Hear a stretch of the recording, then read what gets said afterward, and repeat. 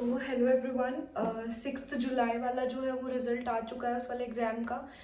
तो कई लोगों के बहुत ही ज़्यादा अच्छे मार्क्स आए हैं और कई लोगों के लाइक जो 148 149 पे रहे हैं उनके लिए तो लाइक मेरे को सबसे ज़्यादा बुरा लगता है जो 147 148 149 पे रुकते हैं ना।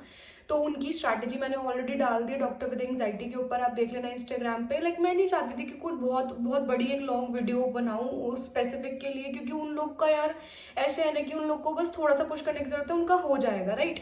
तो बट हाँ, थोड़ा सा बुरा लगता है यार 1 2 3 नंबर से रहना। लाइक आप किसकी नॉलेज कितना जांच पाओगे सिर्फ 1 2 नंबर में, तो वो मेरे को बहुत बुरा लगता है। बट ठीक है, we have to fight against this. So अभी कैसा है ना कि अभी मैं स्ट्रैटेजी पोस्ट कर रही हूँ यहाँ पर जिन लोगों के 120 130 मार्क्स आए हैं। देखो 110 20 30 ये वाला जो बैच होता है ना, 140 वाले भी बच्चे ऐसे हैं कि वो अपनी मेहनत करेंगे तो वो 150 क्रॉस कर जाएंगे, उनका कोई इशू ही नहीं है। वो तैयारी दोबारा से वैसे करें कि अपने क्वेश्चंस के ऊपर ज्यादा फोकस रखें। चलो 140 वालों की पहले बात कर लेते हैं। तो 140 वालों की ये बात है कि उनका मेन काम क्या है कि आप पहले ना क्वेश्चंस पे आप ज्यादा फोकस रखो। थ्योरी पार्ट आपने पढ़ लिया, अब आपका मेन काम है कि एमसीक्यू कैसे करते हैं, एमसीक्यू को करने का तरीका उन्हें आना चाहिए। एमसीक्यू को करने का तरीका आप सीखते हो क्वेश्चन डिस्कशन वीडियोस देख के। जब तक आप क्वेश्चन डिस्कशन वीडियोस नहीं देखोगे आप ये नहीं समझोगे कि टीचर जब एक क्वेश्चन रीड करता है तो वो मैक्सिमम फोकस किस वर्ड पे रखता है, वो मेन पॉइंट क्या उठाता है, वो ऑप्शंस रूल आउट कैसे करता है। तो आपको मेन सब्जेक्ट जैसे सर्जरी, मेडिसिन, ऑब्स, गायनी, जहाँ पे क्लिनिकल क्वेश्चंस बन सकते हैं, प्लीज उनकी क्वेश्चन डिस्कशन वीडियोस देखने के लिए देखने का ट्राई करो आप लोग, ठीक है। ये सबके लिए 140 वालों के लिए बहुत ज्यादा है, क्योंकि उन लोग का थ्योरी पार्ट हो चुका है, उनका एमसीक्यू सॉल्विंग पार्ट लैक कर रहा है राइट। तो जैसे मेडिसिन है, सर्जरी है, ऑब्स गायनी है, वहां पर आप ना थोड़ा सा देखो कि टीचर जब क्वेश्चन पढ़ता है तो कहाँ पे फोकस करता है, कौन सा मेन वर्ड उठाता है, ऑप्शंस कैसे रूल आउट करता है, ऑप्शंस जब 2 बच जाते हैं तब हमें क्या करना होता है। तो ये सब चीजें आपको सीखनी है। थ्योरी पार्ट आपका हो चुका है राइट। जीटीज दोगे तो आपको पता लगेगा। लोगों की बातें मत सुनो यार, मैंने आज तक एक भी जीटी नहीं दिया पर मेरा फर्स्ट अटेम्प्ट में हो गया। एक्सेप्शनल केसेस हर जगह होते हैं, लाइक हमें मेहनत करनी पड़ेगी उस चीज के लिए। तो जीटी दोगे तो आपको पता लगेगा। जैसे हर एक बार में अलग अलग सब्जेक्ट के क्वेश्चंस पॉप आउट करते हैं, तो वहां पे हमारा ब्रेन कैसे वर्क करना चाहिए, that is important. Competitive exam में हम सिर्फ पढ़ाई नहीं करते हैं, हम एज अ पर्सन ग्रो करते हैं। क्यों? क्योंकि हमें बहुत सारी चीजें सीखनी पड़ती है, नॉट जस्ट पढ़ाई आपको करनी पड़ती है, पेशेंस, डेली डेडिकेशन होनी चाहिए, पेशेंस होना चाहिए, नई नई चीजें सीखनी पड़ती है अपार्ट फ्रॉम पढ़ाई। लाइक एमसीक्यू सॉल्व करना is an art in itself. मैं बहुत बार बोल चुकी हूँ ये बात राइट। तो 140 वालों के लिए ये अपनी स्ट्रैटेजी अपना खूब अच्छे से पढ़ाई करो। जो मैंने 147 148 149 की बताई है वही सेम स्ट्रैटेजी 140 प्लस वालों को या 140 वालों को लागू करती है विदाउट एनी डाउट। बट अब मेन बात आती है उन लोगों की जिनके 110 120 130 पर ही रुक गए वो लोग। इसका मतलब ये है कि उन्होंने थर्ड फोर्थ फिफ्थ ईयर में बिल्कुल भी पढ़ाई नहीं करी है। बहुत ही ब्लंट इंसान हूं मैं कोई शुगर कोट करके चीजें बोलती ही नहीं हूँ। हम एफएमजीज जो है ना, उन्हें हर चीज एक तो क्विक चाहिए, बिना मेहनत के चाहिए, और पढ़ाई करके राजी नहीं है। Like to be very true, पढ़ाई करके राजी नहीं है एफएमजीज। मेजर एफएमजीज की बात करूँ मैं, जो लोग मेहनती है वो हर फील्ड में मेहनती है राइट। एफएमजीज और आईएमजीज की बात पता है ये लोग हमें क्यों इतना ट्रोल करते हैं? क्योंकि हम पढ़ाई कम करते हैं। To be very very very true, ठीक है। अब उस चक्कर में जो बच्चे बहुत अच्छे होते हैं पढ़ाई करने वाले, वो भी पिस जाते हैं right. Not just talking about my self, but बहुत सारे एफएमजीज है जो बहुत डेडिकेटेड है, बहुत अच्छे से पढ़ाई करते हैं, तो वो उस मेजर चंक की वजह से ना वो भी खराब हो जाते हैं, है ना। तो अब जो जिनके 110 120 30 वाले बच्चे हैं यार, आप लोगों ने तो बिल्कुल ही पढ़ाई नहीं करी थर्ड फोर्थ फिफ्थ ईयर में, बिल्कुल भी आपने पढ़ाई नहीं करी। और अभी भी आप लोग जो है वो छोटा शॉर्ट एस्केप और स्मॉल मतलब कि आप लोग ऐसी चीजें ढूंढ रहे हो, क्विक हैक्स ढूंढ रहे हो आप लोग एग्जाम क्लियर करने के, बस किसी भी तरीके से 150 आ जाए। मैं आपको एक बात बताऊं, अगर आपके 150 आएंगे जब आप इंटर्नशिप ज्वाइन करोगे, जब आप कॉलेज जाओगे, यहाँ पे मेडिकल कॉलेज जाओगे इंडिया के, बहुत बेइज्जती फील होगी आप लोगों को 150 आएंगे। तो मैं आपको रियलिटी बता रही हूँ कि क्या चल रहा होगा आपको समझ में ही नहीं आएगा यार। आप प्रैक्टिकल चीज तब सीख पाओगे। लाइक एक बात बता रही हूँ मैं।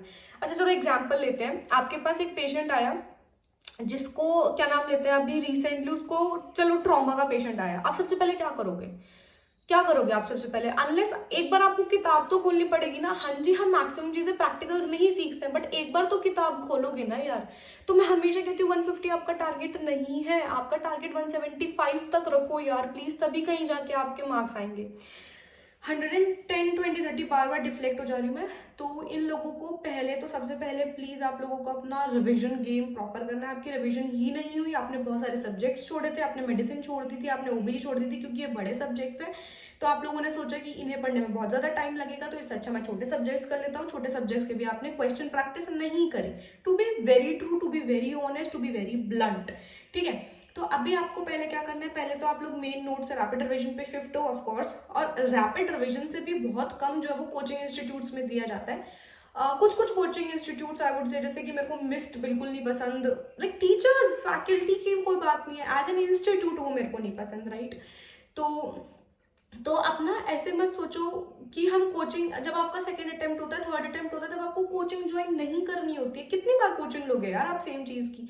सेल्फ स्टडी करनी होती है, सेल्फ स्टडी करो। जब अगर आप third fourth fifth second attempt के बच्चे हो तो आपको सेल्फ स्टडी करनी है। जितना ज्यादा अपनी बॉडी को आप बोलोगे ना हार्डवर्क करने के लिए, तभी बात बनेगी। अभी आपका मेन काम है रैपिड रिवीजन पे शिफ्ट हो जाओ यार। सारी सारी सारी सारी वीडियोस देखो आप रैपिड रिवीजन की, आपको एक बार देखनी ही पड़ेगी, क्योंकि जब तक आप टीचर के मुंह से नहीं सुनोगे तब तक आपके कॉन्सेप्ट्स क्लियर नहीं होंगे। 120 30 का मतलब होता है कॉन्सेप्ट ही क्लियर नहीं है, आपने कभी पढ़ाई नहीं ढंग से, वो बस आपके तुक्के लग गए तो इतने मार्क्स आ गए आपके, टू बी वेरी ट्रू, ठीक है।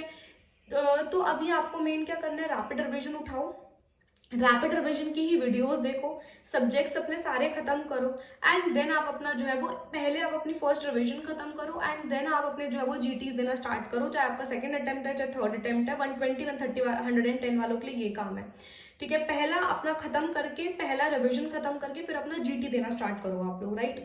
जो 140 प्लस वाले हैं उनका रिवीजन हो चुका है ऑलरेडी, तो वो अपना स्टार्टिंग से ही जीटी दे सकते हैं। फर्स्ट वीक से ही अपना जीटी देना स्टार्ट करो। आप लोग की रिवीजन हो चुकी है, आप लोग बहुत अच्छे हो, सिर्फ आप लोग पढ़ाई में बहुत अच्छे हो, आप लोग सिर्फ थोड़ा सा जो है वो, थोड़ा सा यहीं पे एमसीक्यू सॉल्विंग जो है वो लैग कर गया, तो वो हमें स्टार्टिंग से ही प्रैक्टिस करनी है, राइट। 110 20 30 वालों के लिए तो ऐसा है कि रैपिड रिवीजन उठाओ भाई, आप अपना सारी वीडियोस देखो, आप अपनी रैपिड रिवीजन की फर्स्ट रिवीजन कंप्लीट करो, देन अपने जो है वो एमसीक्यू जीटीज देना स्टार्ट करो। एमसीक्यू प्रैक्टिस तो स्टार्टिंग से रखनी पड़ेगी, पीवाईक्यू कस्टम मॉड्यूल सॉल्व करो। जब भी हम इस वाले फेज में होते हैं, जब भी हम वो 6-7 मंथ वाले फेज में होते हैं, तब हम मेन क्यू बैंक को अप्रोच नहीं करते हैं। उस टाइम पे हमारा काम है पीवाईक्यूज को अप्रोच करना। मेन क्यू बैंक होता है थर्ड फोर्थ फिफ्थ ईयर में, जब हम पढ़ाई कर रहे हैं, जब हम नॉलेज ले रहे हैं, राइट, इजी। तो ये आपकी जो है वो दोनों स्ट्रैटेजीज है, कि दोनों तरीके के मैंने बता दिया कि आपको करना क्या है, जिसके मार्क्स जितने भी हैं।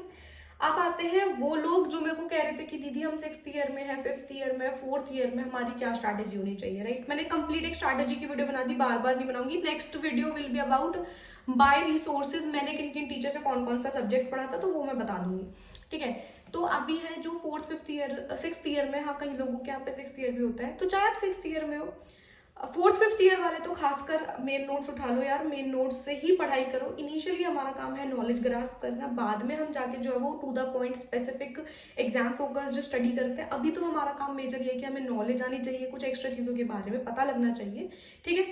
6th ईयर वाले जो हैं, आप लोगों को मैं बोलूँगी कि अगर कुछ भी नहीं पढ़ रखा, लाइक कुछ भी नहीं, आज तक किताब ही नहीं उठाई, तो रैपिड रिविजन करो यार, क्योंकि एक साल में सारे सब्जेक्ट्स नहीं हो पाएंगे, तो एक बार एटलीस्ट आपको ओवरव्यू होना चाहिए इंडिया आने से पहले। और अगर आपने 4th 5th ईयर में पढ़ाई कर रखी है, मैक्सिमम सब्जेक्ट्स खत्म कर रखे हैं, तो 6th ईयर में अपने बचे हुए सब्जेक्ट्स खत्म करो, प्लस साथ में रिवीजन स्टार्ट कर दो। ये मेन एम है हमारा। अब लोग आउट ऑफ नोवेयर, मैं 6th ईयर में हूँ, प्लीज मेरे को स्ट्रैटेजी बताओ। अरे यार मैं ऐसे कैसे स्ट्रैटेजी बता सकती हूँ जब तक मेरे को यही नहीं पता कि आपने कितना पढ़ लिया, कितना नहीं पढ़ा, कितना आपका रहता है, कौन सा सब्जेक्ट आपको कैसे पढ़ाना है, तो उसके बिना मैं कैसे बता सकती हूँ। आउट ऑफ नोवेयर तो मैं स्ट्रैटेजी नहीं बना सकती सबके लिए, राइट।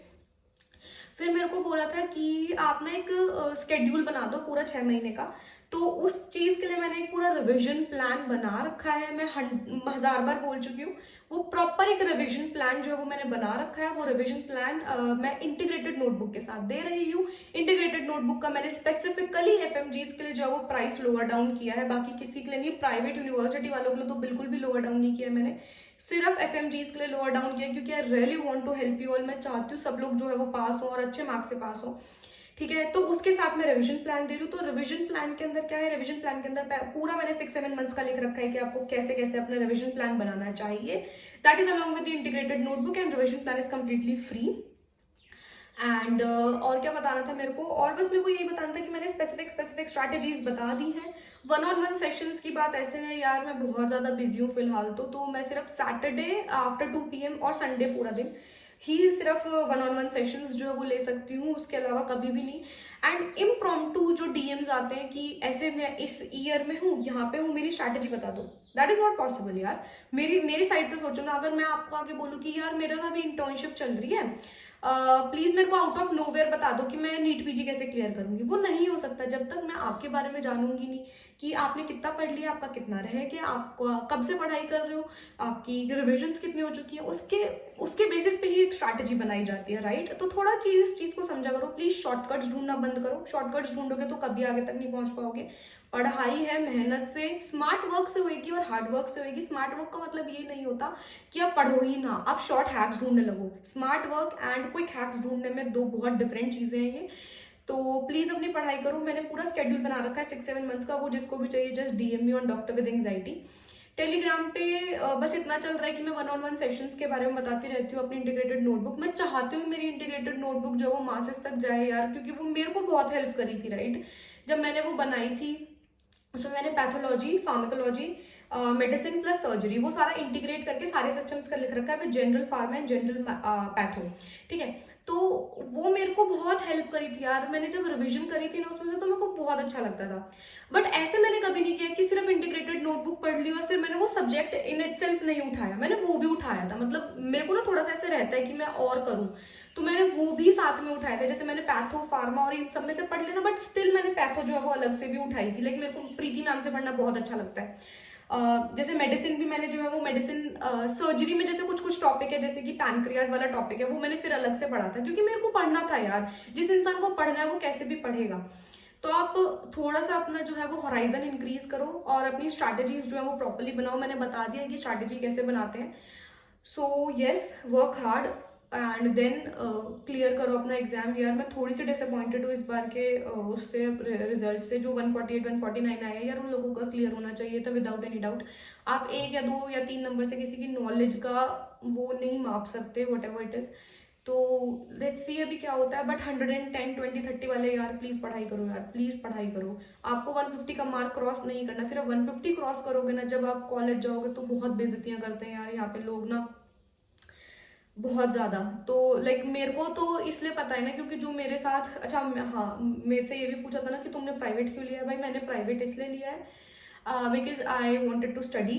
मैं एग्जाम्स की तैयारी कर रही हूँ आगे की भी, so I wanted time for myself. Plus अभी मैं इंडियन मेडिकल सिस्टम को जानने के लिए मैं डायरेक्टली एक ऐसी जगह में नहीं जाना चाहती थी जहाँ पे मैं बुली हूँ, जहाँ पे मैं प्रॉब्लमैटिक चीज़ें हो। ऑल्दो मैं पूरी अपनी इंटर्नशिप, पूरा प्रैक्टिकल वर्क अपना करके आई हूँ, but still I wanted to know about the Indian health care system first. तो इसलिए मैंने प्राइवेट ज्वाइन किया अपनी मेंटल पीस के लिए, अपने खुद के एग्जाम की प्रिपरेशन के लिए। हाँ मैं 212 नंबर लेकर आई हूँ, बट ये 212 नंबर मेरी अपनी नॉलेज के लिए इंपॉर्टेंट है।